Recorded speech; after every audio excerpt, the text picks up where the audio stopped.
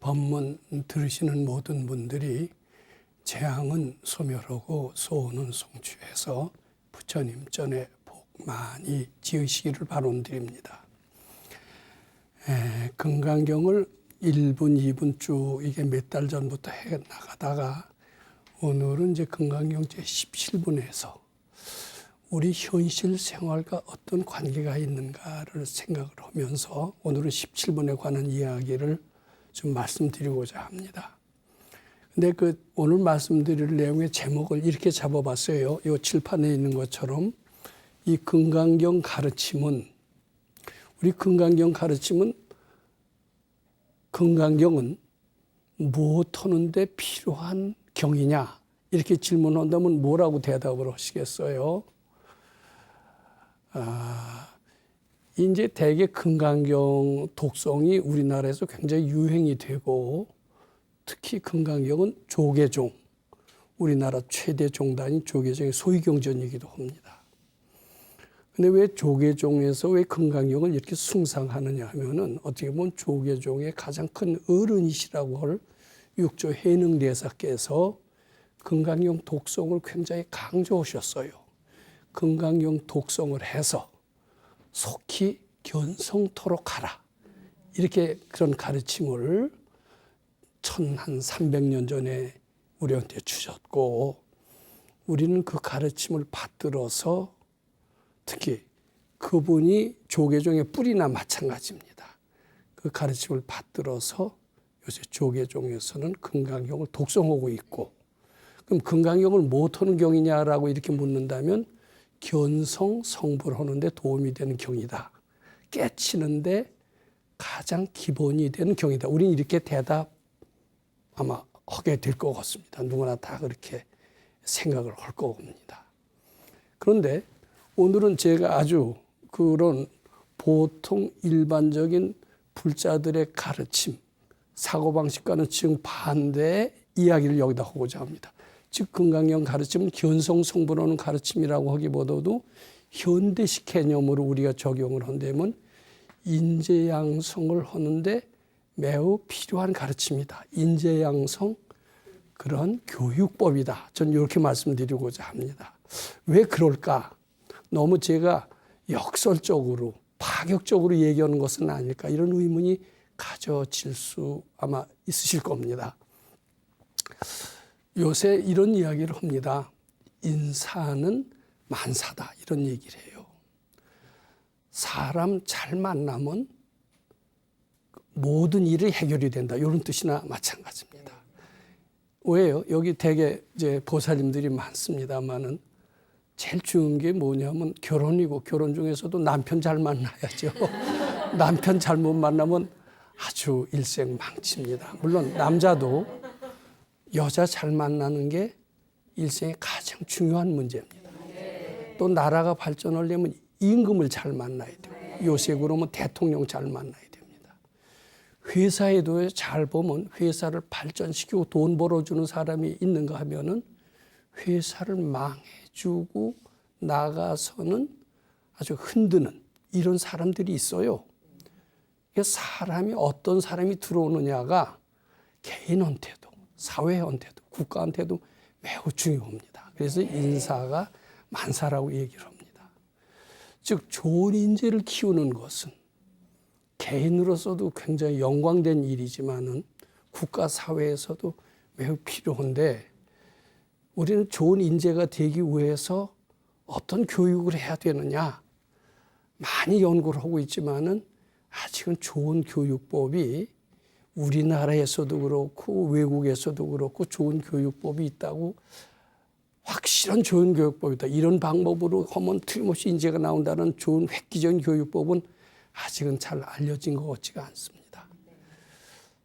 부처님께서는 경전에서 어떻게 얘기를 하셨을까? 아마 그것을 연구해서 이야기한 불교학자나 스님들도 저는 아직 보지 못했습니다.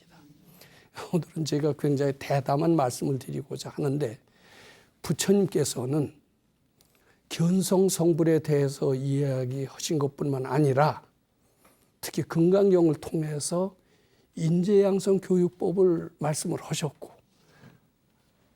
그 말씀하신 그 교육법으로는 가장 탁월한 인재를 만들 수 있다. 이렇게 얘기를 하셨고, 우리는 그 말씀하신 그대로 교육기관을 만든다면은 가장 좋은, 세계적으로 가장 좋은 교육기관이 될 수 있다. 이런 말씀도 오늘 드려보고자 합니다. 자, 그러면 부처님이 말씀하시는 인재양성 교육법이라는 것은 어떤 것인가? 우리 한번 거기에 대한 멋진 이야기를 기대하면서 한번 제 얘기를 좀 들어봐 주셨으면 좋겠습니다. 이제 금강경 가르침은 사실은 우리 현실 생활과는 거의 무관하다고 우리는 그렇게 알려져 왔습니다. 이제 6조 단경 보면은 금강경을 독송해서 속히 견성토록 하라 이런 표현이 나오는 걸로 봐서 견성 성불 하는 데는 금강경이 왜 필요한 가르침이다라는 정도는 어렴풋이 알고 있습니다. 그런데 이 요새 현실에 응용을 해서 금강경을 현실에 응용해서 어떤 점이 좋은 것인가 여기에 대해서는 아직 예견분이 적어요. 요새는 이런 얘기들 많이 합니다. 영가천도 하는 데는 그래도 금강경이 최고지. 또 영가천도 하는데 금강경을 많이 읽어라 이렇게 얘기하시는 스님들이 또 있더라고요. 또 이제 태교를 할 때도 우리 뱃속에 아기가 들었을 때 아기를 잘 키우는 교육, 그것을 태교라고 합니다. 네. 태교를 위해서도 금강경을 읽어라 뭐 이런 얘기하신 분들도 있습니다. 또 재앙을 소멸하고자 할 때도 금강경을 읽어라 이렇게 얘기하시는 분들이 있습니다. 또 옛날 금강경 영험록이라는 이제 그런 그 영험집이 있어요. 영험집 보면은 20살밖에 못 살 아주 허약한 사람이 금강경을 읽어서 90세까지 100세까지 살았다는 그런 영험집이 있습니다. 금강경 장수루에서도 금강경을 읽어라 이런 얘기가 있습니다. 자, 그런데 인재 양성을 위한 이런 방법이 금강경에 있을까?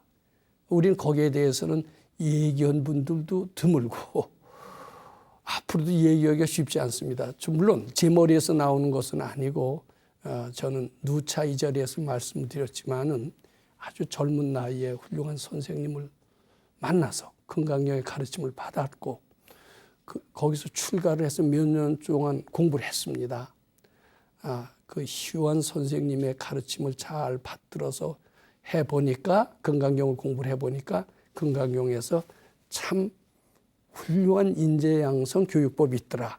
이런 것을 제가 발견해서 오늘 말씀드리고자 하는 겁니다.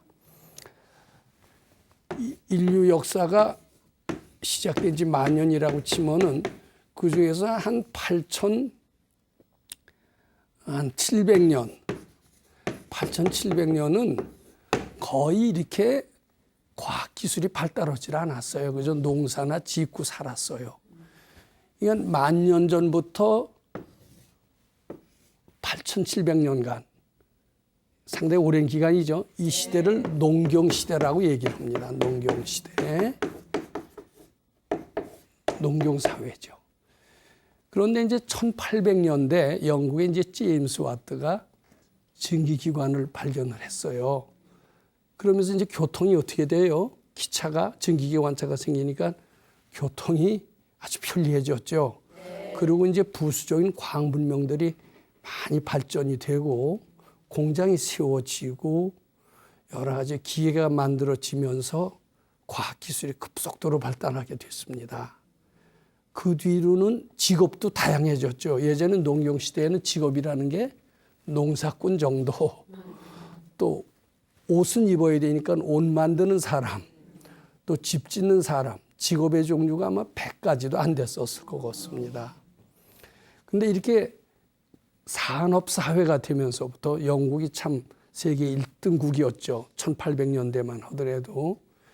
산업사회가 되면서 직업도 다양해지고 상당히 편리해졌습니다.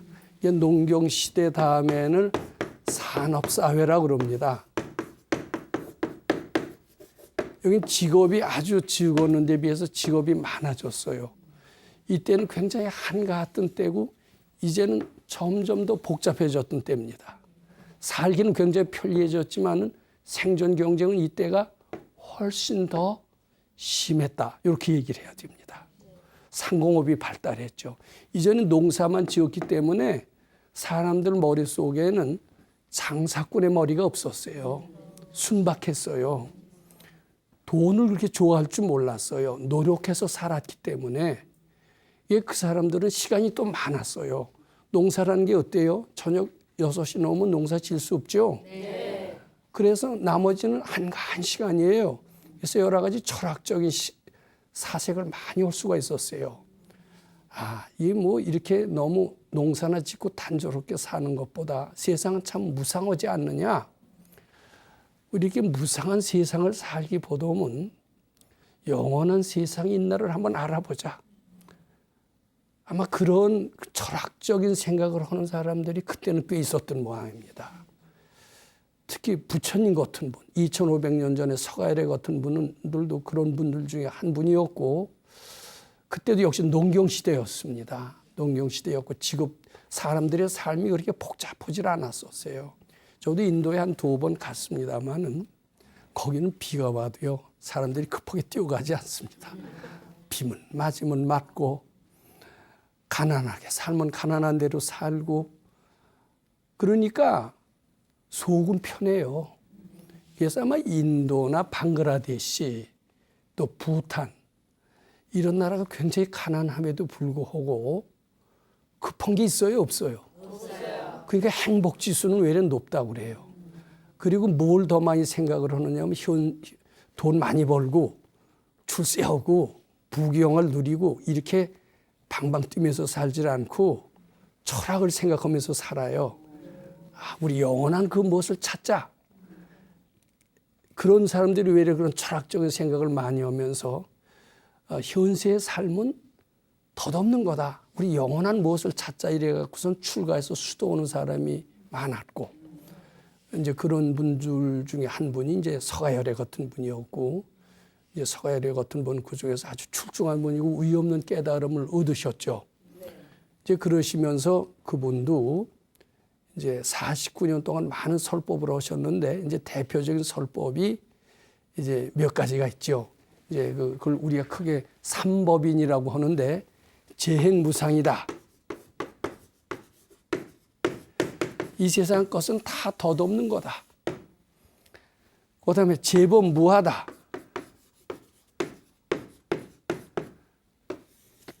이것이 다 실체가 없는 것이다. 말하자면 꿈과 같은 것이다. 이런 거나 마찬가지입니다.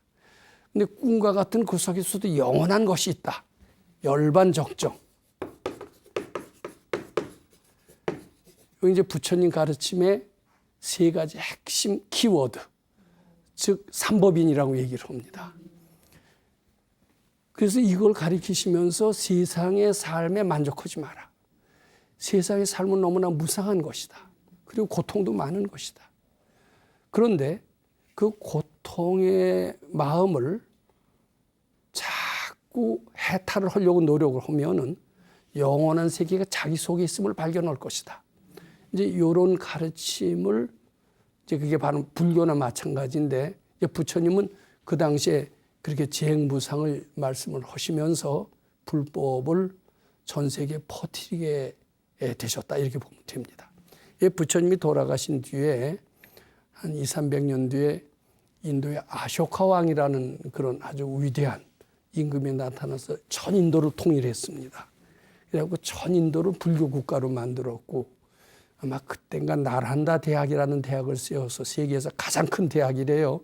지금도 그렇게 큰 대학이 없을 정도로 그때 큰 대학을 세워서 부처님의 가르침을 크게 전 인도에 다 퍼뜨리고 이랬었습니다. 자, 그때는 아직 농경시대였습니다. 그런데 지금 산업사회로 발전하고, 이 산업사회가 직업도 굉장히 많아졌어요. 그리고 이때는 한가했어요. 인도 사람처럼 비가 와도 급하게 갈 거 없어요. 학교에서 요새는 어때요? 학생들 굉장히 바쁘죠. 요새는 뭐 초등학생 때부터 집에서 애들 키우는데 피아노 하나만 가르쳐요. 피아노 가르치고 첼로 가르치고 뭐 가르치고 해서 한 대학교쯤 가르쳐요. 요새는 유치원 때부터 초등학교, 중고등학교 때까지 정신없이 바빠요, 안 바빠요? 그리고 그게 뭐 때문에 그래요? 이렇게 바쁘지 않으면 생존 경쟁에서 이겨서 살 수 있어요, 없어요? 살 수 없으니까 생존 경쟁을 위해서 여러 가지 스펙을 쌓고 기술을 배우고 이러느라고 점점 더 바쁘게 살게 됐습니다. 바쁘다 바빠. 이게 요새 현대인들의 아주 입에 단 구호입니다. 자, 이제 산업사회가 하면서 상당히 편리해지긴 했는데 직업도 많이 생기고 이것이 과학 발전을 위해서 요 뒤에는 이게 이제 정보화의 사회라고 그러기도 하고 이제 요 정보의 사회를 뒷받은 게 인터넷 혁명 시대입니다.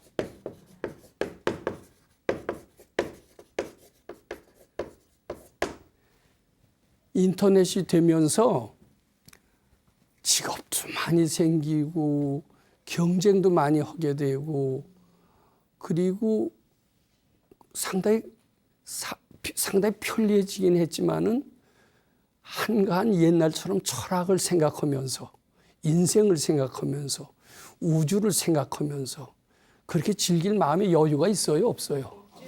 요즘 마음이 없죠? 바쁘다.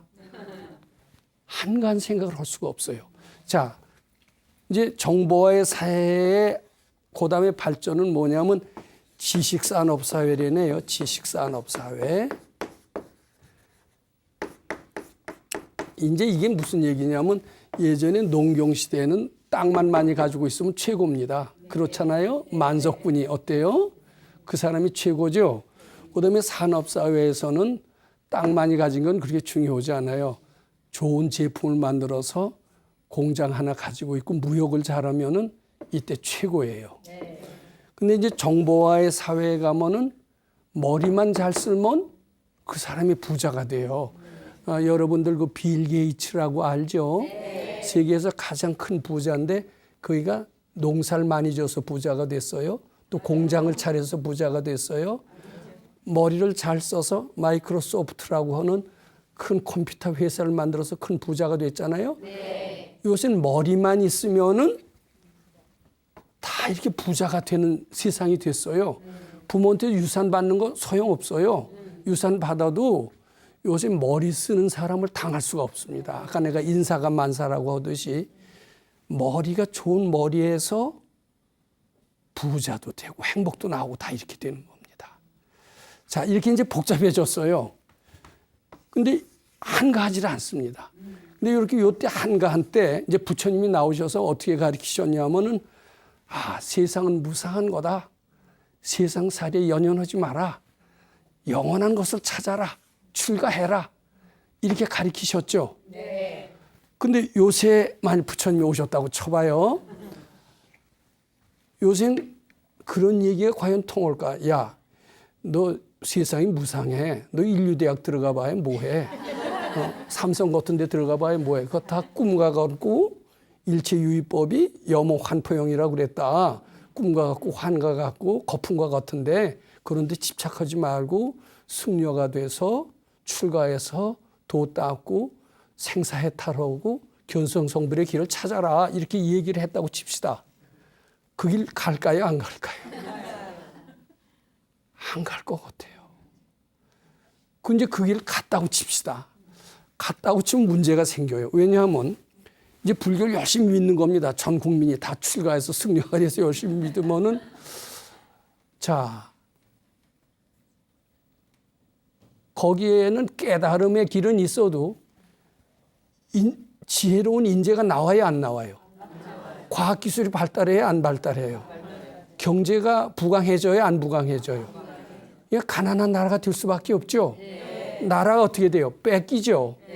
티벳이나 부탄처럼 되죠. 불교는 열심히 밀어도 나라가 남한테 뺏긴다면은 그런 불교가 무슨 의미가 있을까요? 의미 없죠. 아마 요새 석가열이가 나타나신다면 우리나라에 나타나셨다고 칩시다. 그럼 2500년과 똑같이 재행은 무상하느니라.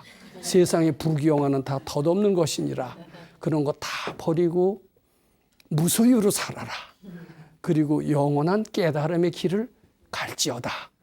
이렇게 얘기하실까요? 그렇게 얘기 안 하실 것 같아요. 요새는 요새에 맞는 알맞는 설법을 분명히 하시죠. 그 시대, 그 상황에, 그 사람의 근기에 맞춰서 알맞게 하시는 설법. 그런 설법은 무슨 설법이라고 그래요? 수기설법 또는 대기설법 이렇게 얘기를 하죠. 근데 부처님은 획일적인 설법을 하시는 분이 아니에요.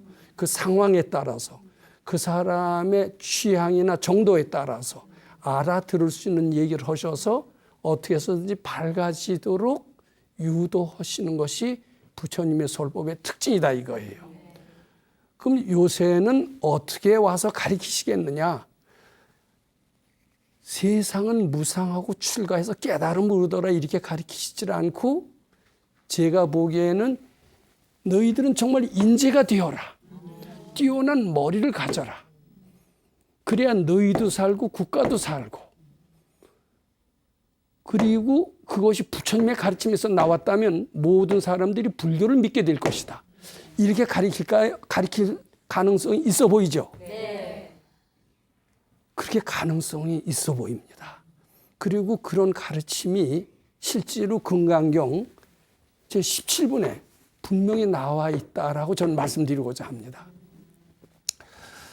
자, 그러면 금강경 17분에 어떤 내용이 인재양성교육법이란 말이냐? 처음 듣는 얘기다 이렇게 생각을 하실 수 있습니다. 이건 아무리 뜯어봐도 생사해탈을 해서 견성성불하는 가르침이 될지언정 인재양성교육법하고는 전혀 틀리다 이렇게 생각을 할 겁니다. 금강경에서 인재양성교육법을 나왔다고 가정을 해봐요. 그럼 부처님의 말씀으로 한 인재양성법이라면 최고의 누가? 뭐 아인슈타인이 만든 인재양성교육법보다 훨씬 나을까요? 안 나을까요? 그 방법으로 하면 최고의 인재가 나올 수가 있겠죠. 네. 자, 우리 한번 부처님이 말씀하신 인재양성교육법이 어떤 것인가를 한번 생각해 봅니다.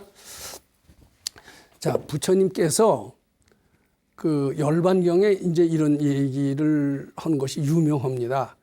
이제 설산동자의 얘기인데 부처님이 오랜 세월 전에 수도를 하시려고 이제 도인을 찾아서 올바른 법문을 찾기 위해서 여기저기 헤매다가 아무리 봐도 그를 일러주시는 정법을 일러주신 데가 없더래요. 아, 참 나는 정법에 목마른데 어떻게 하면 정법을 구할까? 이렇게 생각을 하고 이제 정법을 찾아서 헤매고 있는데 이게 이제 열반경에 나온 이야기입니다. 그랬더니 하늘에서 이런 소리가 딱 들리더래요. 재행무상, 한글로 쓰겠습니다. 시생멸법. 재행은 무상하다. 재행무상은 우리 다 느끼죠. 자, 우선 학교 다닐 때 친한 친구가 변덕스러워서 배신하는 거 체험했어요? 안 했어요? 이제 결혼하면 또 남편이나 아내가 변덕스러워서 이혼하자 말자 이러면서 변덕이 축구뚝 탔던 거 체험해요? 안 해요? 영원한 사랑일 것 같은 부모 관계까지도 부모까지도 믿을 수 없네 이렇게 되는 게 또 사실이죠. 네. 세상에 믿을 수 있는 거 있는 것 같아요? 없는 것 같아요? 없어요. 자기 자신도 못 믿는데 어떻게 밖을 믿어요? 그러니까 재행무상이라는 말은 정말 만고불변의 진리가 없죠. 네. 이것은 낳고 꺼지는 것이다. 사랑했다, 미워했다 이렇게 되는 그런 가르침이다. 이 얘기를 들으니까 시원한 거예요. 그대로 진리예요, 아니에요? 근데 그 진리만 얘기하면 뭐래? 그 실천하는 방법까지 가르쳐줘야지. 근데 이 말만 들어도 아주 시원한 거예요. 설산동자 석가일의 전생입니다. 그래서 참 그 말씀 좋은 말씀이요. 그래서 이제 그 말씀을 이제 처음 듣던 얘기니까 이제 그 절벽에다 다 써놓는 거예요. 그러면서 이제 하늘을 향해서 소리치는 겁니다. 그것만 얘기해 주지 말고 그것을 이루는 방법을 말씀해 주십시오. 이제 그랬더니 하늘에서 소리가 들려요. 맨입으로 되는 게 아니다. 일러주는데 대가를 내라. 그래서 대가가 뭐든지 다 드리겠어. 그랬더니 나는 뜨거운 피와 살을 원한다. 이게 네 목숨을 원한다는 거예요. 근데 목숨을 내놓고까지 그 대답을 듣기를 원하는 사람은 아마 드물겠죠. 대부분 다 포기를 할 텐데 이 설산동자는 원체 구도심이 강해서 목숨을 버리고서라도 그 대답을 듣고 싶었어요. 자기는 죽더라도 그 대꾸를 여기다 써놓기만 하면은 바로 후학이라도 와서 공부를 해서 큰 깨달음을 얻을 수 있지 않겠느냐.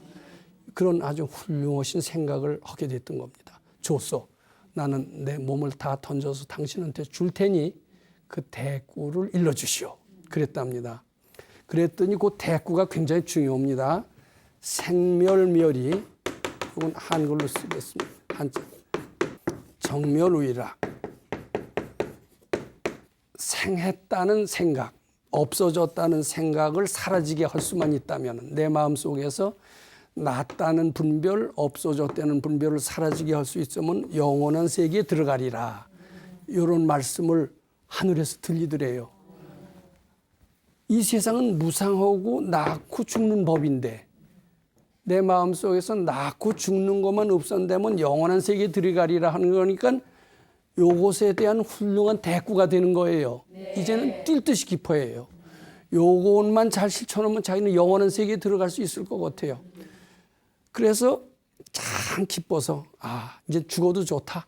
그러면서 요걸 갖다가 절벽에다 다 써놓습니다. 내가 죽더라도 후학이라도 와서 보고 바로 깨달음을 얻게 될 수가 있을 것이다. 그리고선 다 써놓은 뒤에 이제 절벽에서 뛰어내리면서 내가 죽거든 피와 살을 먹어라. 그리고 뛰어내렸더니 먹은 게 아니라 그 천신이 그걸 받아서 다시 살렸다는 얘기가 있습니다. 요게 이제 열반경 사고계라고 하는데 요게 깨달음의 방법입니다. 깨친 방법이죠. 도통하는 방법이죠. 견성성불하는 방법이에요. 간단하게 써 있습니다.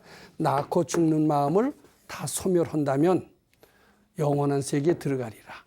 자, 그런데 이 금강경 17번에 어떻게 되어 있느냐 하면은 팔 안오 따라 삼약삼보리심자는 영원한 세계에 들어가고자 하는 자는, 즉 정멸의 세계에 들어가고자 하는 자는 멸도 아흥 멸도 일체중생 하리라 하라. 모든 분별심을 다 소멸할지어다. 요거하고 비슷해요, 안 비슷해요? 비슷해요. 멸도 일체중생이 있거든. 모든 중생을 다 소멸할진대는 한 중생도, 이무의 한 중생도 제도받은 자, 소멸한 것이 없느니라. 요건 약간 깊숙한 내용인데 해석은 이렇게 됩니다. 근데 요것은 바로 요것을 실천한 내용이 되고, 요것만 봐서는 요것은 금강경은 생사해탈하는 가르침이다. 견성성불하는 가르침이다. 이렇게 됩니다. 네. 그런데 이것이 또 어째서 인재양성교육법이 되느냐 하면은 여기 낳고 죽는다는 분별만 소멸한다면은 영원한 세계에 들어가리라 이렇게 됐는데, 여기 일체 중생, 이 중생이라는 것은 분별심을 얘기합니다. 그냥 보통 사람이니 동물이니 이런 생명체가 아니에요. 분별심으로 해석해야 됩니다. 분별심을 다 멸도, 소멸을 한다라면은 바로 깨달음을 얻을 것이다 이런 얘기인데, 이제 그러면 생사해탈을 한다라고 해서 생사해탈의 가르침으로 보통 알려져 있습니다. 그런데 여기 중생을 낳고 죽는다는 분별심으로 해석하지 않고 모른다, 안 된다, 모른다, 안 된다는 분별심을 다 소멸한다라면은 모를 일도 없고 안 될 일도 없는 능력자가 되리라. 이런 해석도 가능합니다. 자, 요 다시 말씀드립니다. 요 금강경을 요 중생을 분별심으로 해석을 하고 요 분별심을 낳고 죽는다는 분별심을 다 소멸한다라면은 영원한 세계에 들어가리라.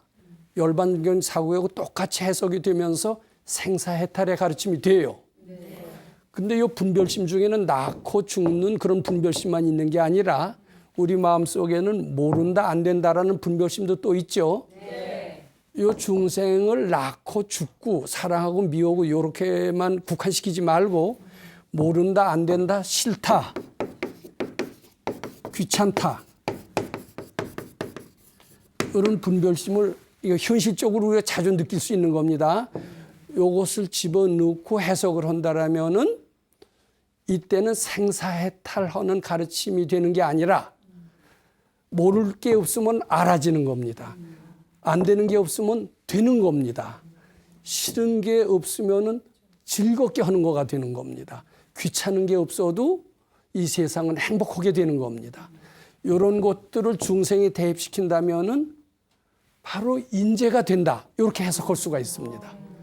자, 이렇게 내가 쭉 금강경을 17분을 예를 들면서 하나하나 설명을 하고 보니까 금강경은 견성성불하는 가르침이기도 하지만은 또 인재양성 교육법이기도 하다. 이렇게 이해하시는데 동의하시죠? 네. 내가 그냥 억지로 얘기해서 동의해요. 아, 정말 그럴듯해요. 예, 그럴듯합니다. 제가 이걸 책으로도 써서 지금 이 책이 잘 팔리고 있어요. 왜냐하면 상당히 쉽지 않은 얘기인데 공감들을 하시는 것 같아요. 이런 식으로 교육을 해보자. 이런 식으로 교육기관을 만들어보자. 이런 식으로 교육기관을 만들려면 세계에서 가장 좋은 대학이 어디예요? 하버드 대학이죠. 하버드 대학보다도 낫다. 제가 이것을 주장하는 겁니다. 자, 우리나라에 그런 대학이 세워진다면 기쁜 일일까요? 아닐까요? 그리고 전 세계 인재들이 다 이쪽으로 배우러 오겠죠. 근데 지금은 다 미국으로 유학 가죠. 하버드 대학 가려고 그러죠. 근데 아마 이런 게 세워진다면 어떨까요? 다 이쪽으로 옵니다. 야, 말은 그럴듯한데 실제는 과연 그럴까? 이런 생각 들어요? 안 들어요? 들죠. 근데 실제로도 그렇더라고요. 왜냐? 제가 조금 해봤거든요. 해봤고 다른 사람도 시켜봤어요. 시켜봤더니 다른 사람도 되고 나도 조금 됐어요. 그 된 이야기를 조금이라도 해가면은 어때요? 믿음이 좀 커질까요? 안 커질까요? 커질 수 있습니다. 자, 여기 보세요. 요 멸도일체 중생이, 멸도일체 중생이라는 말이 인재양성 교육법의 핵심 키워드가 되는 겁니다. 그리고 요 중생을 모른다, 안 된다, 싫다. 이런 분별심으로만 해석을 해보자 이거죠. 그리고 요것을 소멸할 수만 있다면은 바로 안다, 된다, 즐겁다 이렇게 바뀐다라는 겁니다. 자, 이렇게 되면은 인재가 되는 거예요. 우리는 모르지 않고 알게 되고 안 되지 않고 되게 되고 지겨운 게 없고 즐거운 일이라면은 그 사람이야말로 능력자고 인재가 되지 않겠느냐. 도덕성을 갖춘 인재가 되지 않겠느냐. 이렇게 생각을 해보는 겁니다. 자, 그러면 과연 어때서 그렇게 되나? 이걸 한번 생각해 봅니다. 내가 모든 중생을 다 멸도한다라는 것은 제도한다는 뜻이 되는데 멸해서 소멸시킨다, 없앤다 이런 뜻이 됩니다. 모든 분별심을 다 없앤다 이런 뜻이 됩니다. 근데 이 중생은 바로 분별심이라고 아까 얘기를 했죠. 네. 그냥 어리석은 중생 이런 생명체라고 해석하면 안 돼요. 이 분별심은 크게 세 가지로 나눕니다. 분별심은 하나는 탐심, 하나는 진심, 하나는 치심 이렇게 얘기합니다. 우리 탐, 진, 치 많이 들어봤죠? 이걸 통틀어서 분별심이라고 얘기하고 또 요 다른 편으로 아상이라고도 얘기를 합니다. 아상, 분별심, 그걸 갖다 세분화시키면은 탐진치 이렇게 됩니다. 이 우리 마음속에서 올라오는 여러 가지 생각들, 뭐 때문에 생각들이 올라오느냐? 이거 심리학자들 얘기입니다. 이 몸이 없어질까 봐 두려워요. 죽기 싫어서 생각이 자꾸 여러 가지 생각이 올라온대요. 이 공포가 있어야 우리 몸을 보호할 수가 있죠. 여기 절벽인데 두려워하지 않고 한 발 용감하게 내딛었다가는 어떻게 돼요? 죽죠. 근데 공포심이 딱 들고 공포심이 있기 때문에 우리 몸을 보호할 수가 있죠.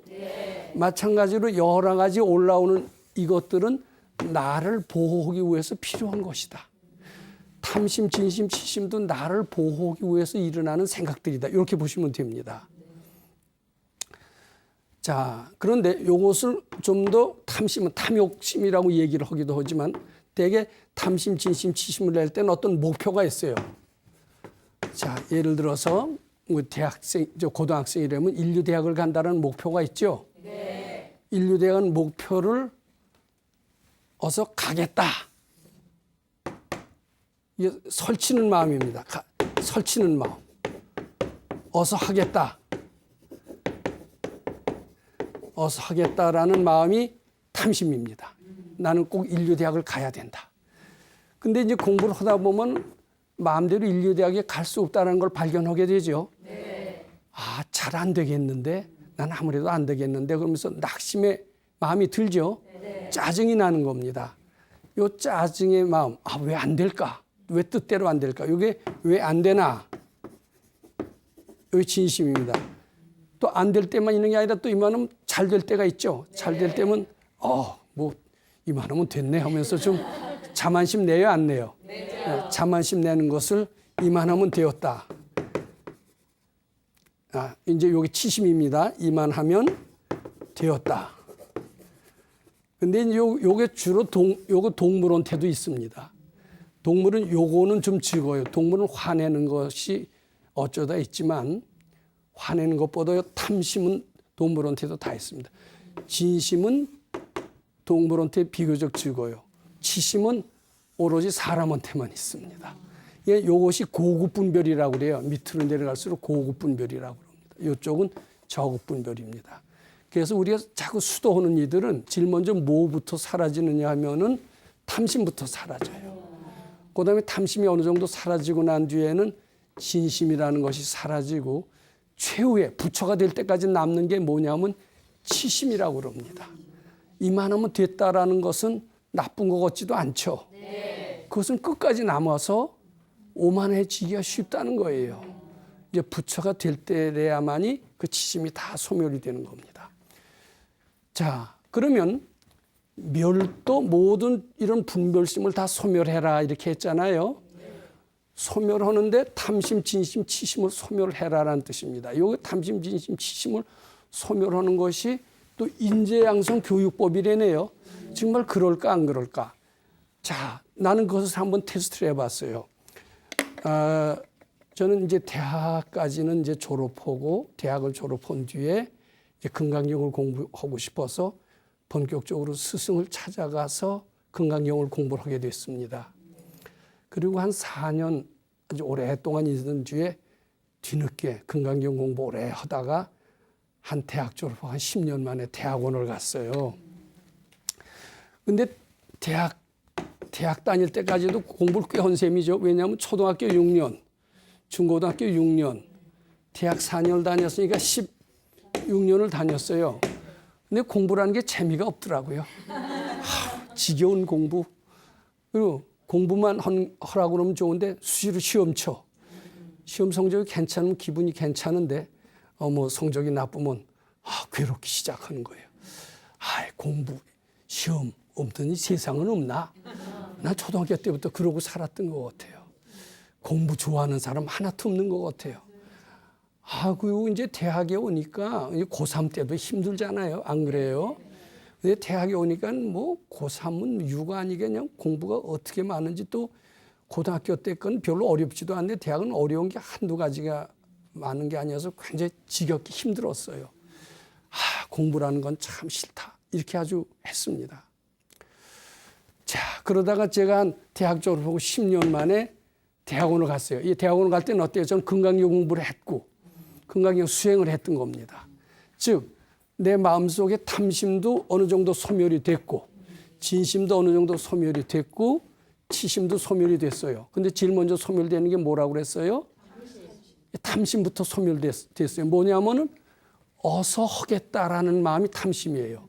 그전에는 자, 내가 어서 공부 좀 잘해서 장학금도 받고 1등도 하고 그리고 부모한테 효도도 하고 자랑도 하고 그러니까 이제 시험 뭐 며칠 전부터 뭐 그냥 밤늦게까지 공부 열심히 하는 거예요. 그렇게 열심히 하다 보면 그 좋아서 하는 거예요. 장학금 받고 뭐 자랑하고 싶어서 하는 거예요. 그렇게 해서 하는 공부가 재미있을까, 즐거울까요? 안 즐거울까요? 안 즐겁더라고요. 근데 어서 하겠다는 생각을 자꾸 부처님께 바쳐가면서 했어요. 뭐 나는 10년 만에 대학원 오니까 그렇게 뭐 아등바등 할 필요 없다. 되어지는 대로 하자. 그리고 급한 마음을 자꾸 부처님께 바쳐가면서 했더니 굉장히 공부가 재밌어졌어요. 나중에 방학이 싫더라고요. 그전은 그때 어때요? 방학이 얼마나 기다려져요. 방학이면 살겠다는데 방학이 싫고요. 자꾸 열심히 이제 공부가 재밌어지니까 교수님이 깜짝 놀랄 그런 내용까지도 자꾸 질문하게 돼요. 그러니까 이게 난 늙은 대학생인데 대학 졸업하고 10년. 그거 똑똑한데. 그래서 대학원 성적 아주 좋은 성적으로 졸업을 했거든요. 상도 받았거든요. 제가 잘나서 그런 게 아니에요. 바로 금강경을 적용을 했어요. 금강경 공부를 해보니까 어서 하겠다는 마음을 자꾸 바치니까 공부가 지겨웠던 게 왜 지겨웠느냐 하면 어서 하겠다고 급하게 한 것이 공부를 지겹게 만들었는데 어서 하겠다는 생각이 사라지고 되어지는 대로 서서히 하다 보니까 공부의 요령도 알아지고 재밌어지고 방학도 싫어지고 교수님이 모르는 거 깜짝깜짝 질문하고 공부가 재밌고 성적은 염두에 두지 않아도 저절로 좋아지고 야 이게 금강경으로 하는 게 공부 잘하는 방법이다 그러면 믿어져요? 안 믿어져요? 안 믿어지죠. 근데 난 그것을 실험을 해봤어요. 그러니까 이제 금강경 가르치면 인재양성 교육법이다. 이게 완입니다. 완. 요 다음 시간에 2를 할 거예요. 정말 금강경으로 하면요 인재가 나오는 것을 제가 확실히 얘기해 줄 거예요. 근데 우선 재미없던 게 재미있어졌고 재미있어지니까 성적은 바라지 않아도 저절로 좋아지고 이렇게 되는 겁니다. 자, 이 금강경 괜찮아요? 안 괜찮아요? 정말이에요. 네. 네, 요거 아시고 다음에 우리 멋진 정말 금강경을 통해서 정말 인재가 되느냐 요것을 한번 잘 관심을 가지고 들어봐 주시기 바랍니다. 네, 감사드립니다.